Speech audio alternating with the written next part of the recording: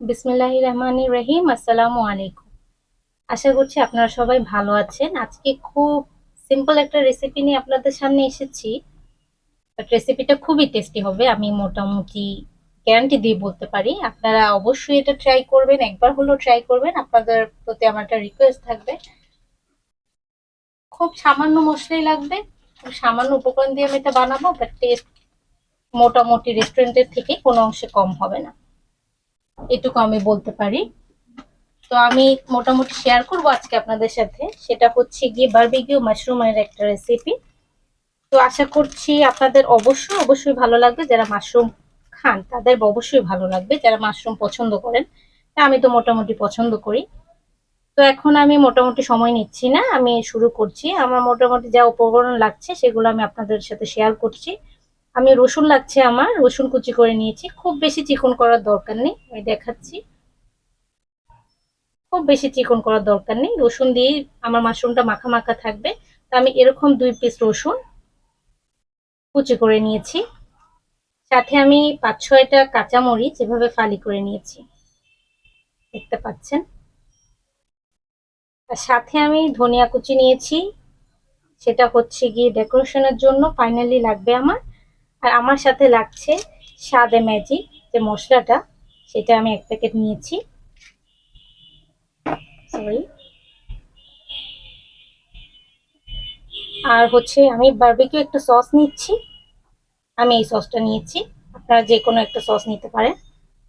আর মাশরুমগুলো আমি ধুয়ে, ভালো মতো ধুয়ে ওয়াশ করে নিয়েছি, ক্লিন করে নিয়েছি। এখন আমি মাশরুমগুলো কেটে নিচ্ছি। খুব ইজি হবে, বাট খেতে খুব টেস্ট হবে, এটা মোটামুটি আপনাদেরকে গ্যারান্টি দিয়ে বলতে পারছি, কারণ এটা রেস্টুরেন্টের মতোই হবে। তো মাশরুমগুলো আমি কেটে নিচ্ছি। মাশরুমের পিসগুলো খুব ছোট করার দরকার নেই, মোটামুটি বড় রাখা যাবে। খুব দ্রুত হবে কিন্তু খেতে খুব টেস্ট হবে, এটা হচ্ছে ব্যাপার এই রেসিপিটার। এটা আমি আপনাদের সামনেই কেটে নিচ্ছি, কারণ খুব বেশি সময় আমার লাগছে না। যদি খুব বেশি সময় লাগতো আমি আগে এগুলো কেটে নিয়ে আসতাম, যাতে দ্রুত হয়ে যায়।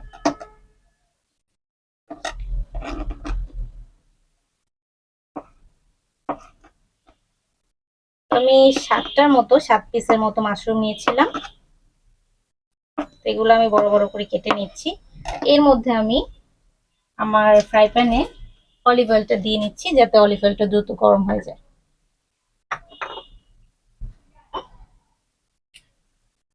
আপনারা যারা আমার রেসিপি ফলো করেন তারা নিশ্চিত জানেন যে আমি অয়েলটা খুব কম ইউজ করি। তো আমি সেভাবেই কম অয়েলই দিচ্ছি, মোটামুটি 2 টেবিল চামচ থেকে 3 টেবিল চামচের মতো হবে।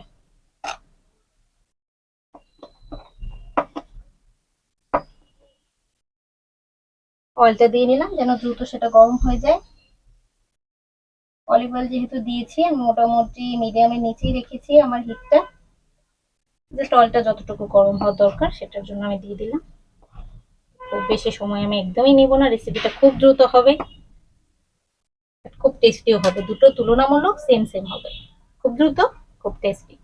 তাই মোটামুটি আমার ফ্রাই প্যানে অয়েলটা দিয়ে দিয়েছি, এটা মোটামুটি গরম হয়ে গেছে বলা যায়, খুব বেশি সময় লাগবে না। তো চলুন আমরা আমাদের চুলার কাজটায় চলে যাই। আমার কাটাকুটি শেষ হয়ে গিয়েছে, তো পাশে থাকেন। তো আমার ফ্রাই প্যানটা মোটামুটি গরম হয়ে গিয়েছে, সাথে তেলটাও গরম হয়ে গিয়েছে। এখন আমি এটার মধ্যে আমার রসুন কুচিগুলো দিয়ে দিচ্ছি।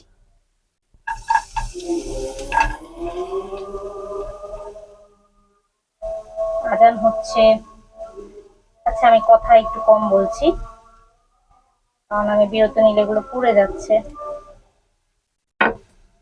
আমি এগুলো একটু ভেজে নিচ্ছি, হালকা করে ভেজে নিচ্ছি রসুনটা।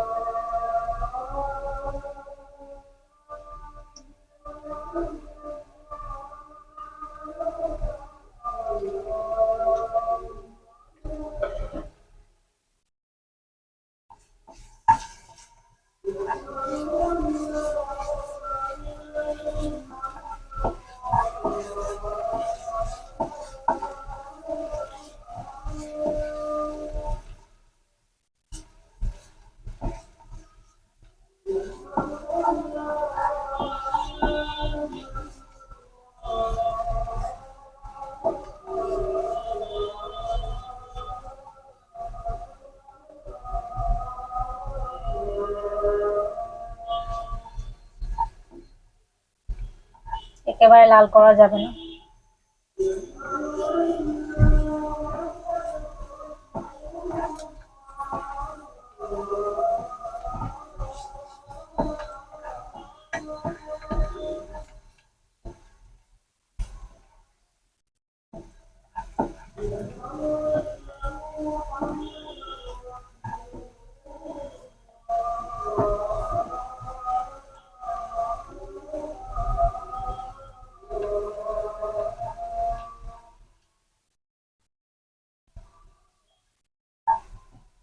এখন আমি আমার মাশরুম গুলো দিয়ে দিব।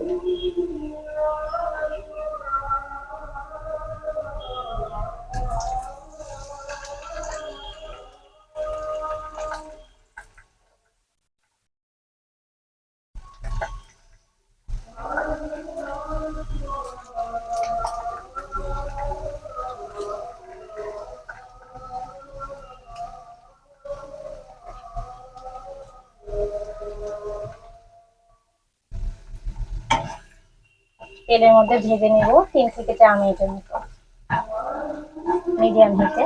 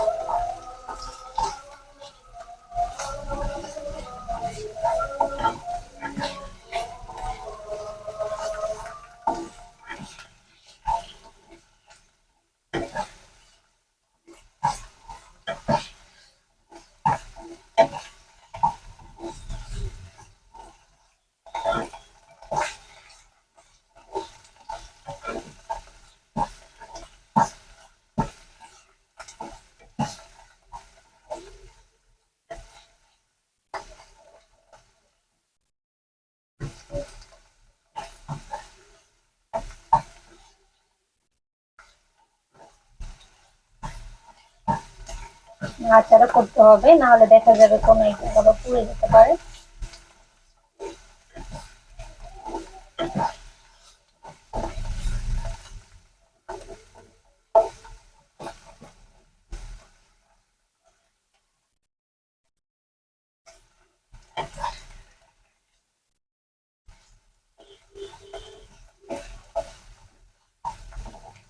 মোটামুটি 4 মিনিটের কাছাকাছি হয়ে গিয়েছে, আর একটু আমি নাড়বো।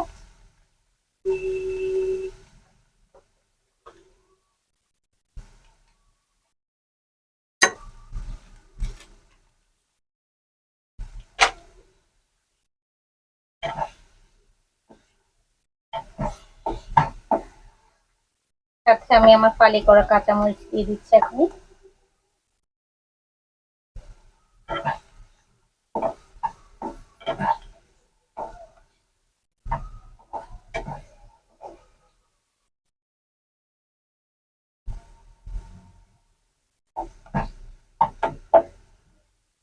তো মোটামুটি আমার ভাজা হয়ে গিয়েছে।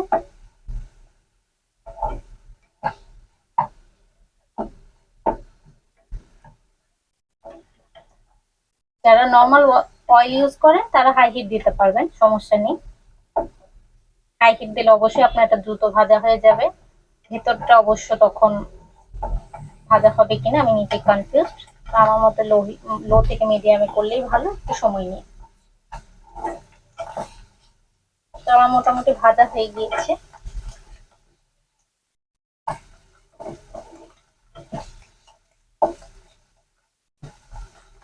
এখন আমি এর মধ্যে দিয়ে দিচ্ছি হচ্ছে আমার বারবিকিউ সসটা।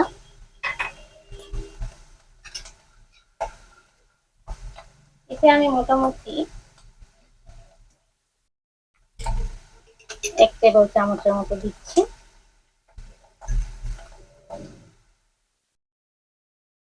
সেটা টেস্টের উপর আপনি একটু কম বেশি করতে পারেন।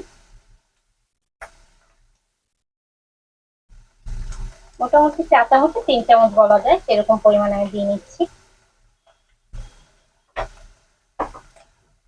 এখন আমি এটা নেড়ে দিব।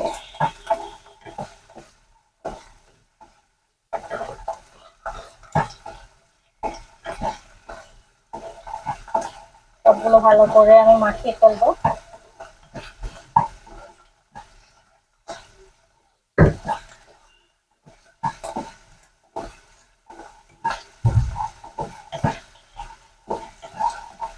এটা মাখা মাখা হয়ে আসতেছে। এখানে আমি যে একটা মশলা নিয়েছি, ম্যাগির একটা মশলা যেটা নিয়েছি, সেটা আমি দিয়ে দিচ্ছি।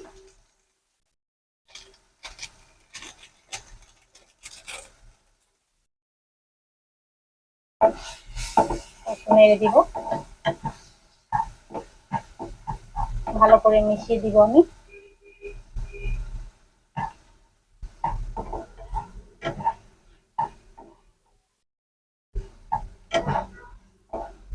আমার কিচেনে স্টোভের উপরে কিচেন হুড, তো তাই এই দিকটা একটু অন্ধকার লাগতে পারে আপনাদের কাছে, এই জন্য আমি দুঃখিত।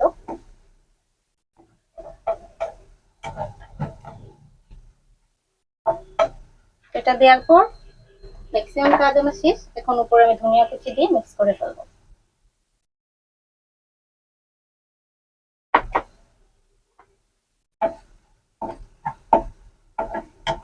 বাস হয়ে গেল, আর তেমন কিছুই করতে হচ্ছে না। নর্মালি ধনিয়া কুচি যেহেতু সালাদে নর্মালি খাওয়া যায়, এটাও মোটামুটি উপর থেকে জাস্ট ফ্লেভারের জন্য আমি দিয়েছি। এটা রান্না বা কাঁচা হওয়ার সাথে এটা কোনো রিলেশন নেই। এখন তাহলে এটা সার্ভ করা যাক।